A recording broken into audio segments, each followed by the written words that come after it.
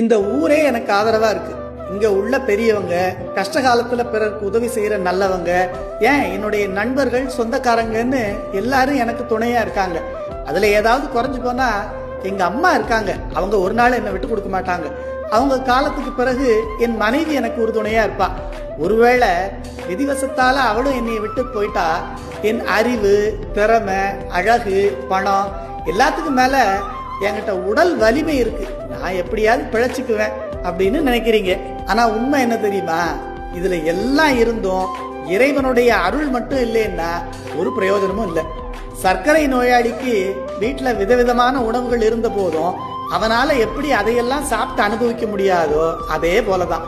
ஆனா அதே நேரத்துல இதுல எதுவுமே இல்லாம இறைவனுடைய அருள் மட்டும் நமக்கு முழுமையா இருந்துட்டா நம்முடைய வாழ்க்கை நாம நினைக்கிறத விட சிறப்பா இருக்கும்.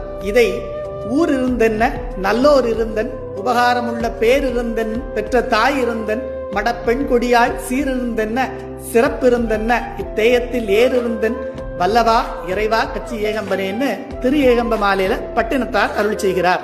ஆர் இருந்தன் ஆர் போயன், ஆரமுதாம் நின்னருளின் சீரிருந்தால் உய்வேன் சிவமே பராபரமேன்னு தாய்மான சுவாமிகளின் பராபர கண்ணியும் இதை நமக்கு தெளிவுபடுத்துது. அதனால நிலையில்லாத இந்த சொந்த பந்தங்கள், சொத்து, இதுல எல்லாம்